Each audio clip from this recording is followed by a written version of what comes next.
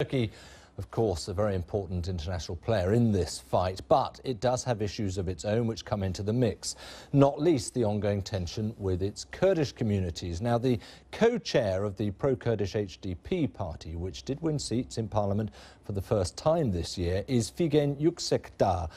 Dubbed Turkey's most important woman, she spoke to me a short while ago, and I asked her first what she made of those Russian claims that Turkey is getting oil from IS.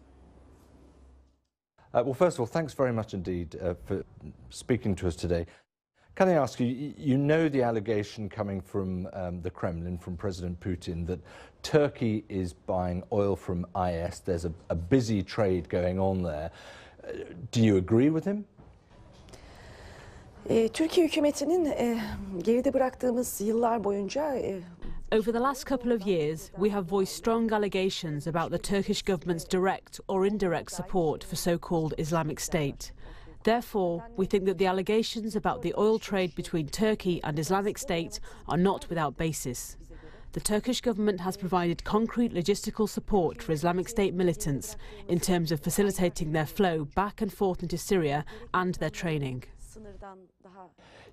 You would know that President Erdogan has said, look, I'll go if they can prove that. So you need to come up with evidence. It's easy to say you think it's happening. Where's the evidence? Ne yazık ki bölgede o kadar yoğun bir kaos ve karmaşa ortamı var ki.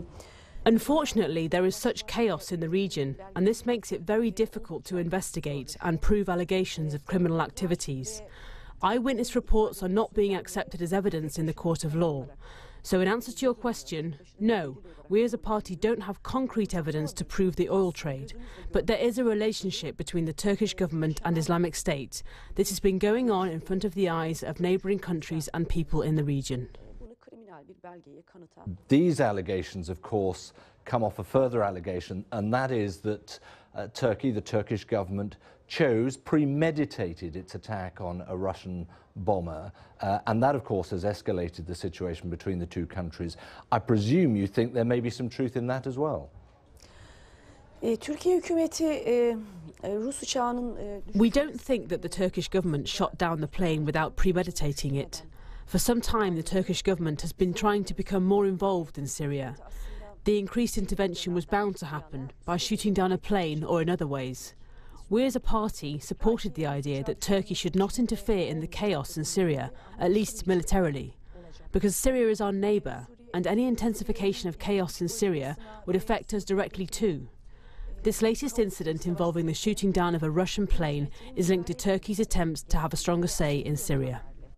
What sort of role do you think now Turkey can usefully play in terms of keeping Syrian refugees well housed, well looked after, persuaded that they don't need to, as we've seen in so many occasions for so long now, seek safer haven across much of continental Europe? Her şeyden önce Türkiye iç hukukunda. First of all, Turkey should recognise the refugee status of Syrians in Turkey. Failure to recognise them as official refugees prevents Syrians from living a decent life in Turkey. There are around 2.2 million Syrian refugees in Turkey, with only 250,000 of them in camps. The rest try to get by under very adverse conditions, such as homelessness, hunger and extreme poverty, without much legal protection. Those people risk ending up in the hands of people smugglers. This is a human tragedy, and as you know, large numbers of refugees die when they try to cross into Europe by the Aegean Sea.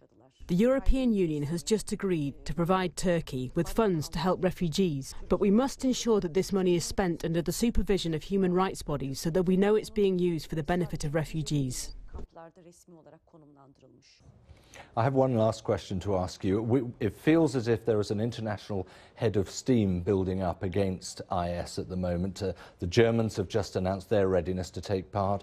The British Parliament on Wednesday has a vote on essentially airstrikes or not in Syria. What would your message be to them? Öncelikle IŞİD'e karşı koalisyonun birlik içerisinde hareket etmesi, ortak hedefe An anti-Islamic State coalition has to be unified around a specific target and focused on a unified strategy.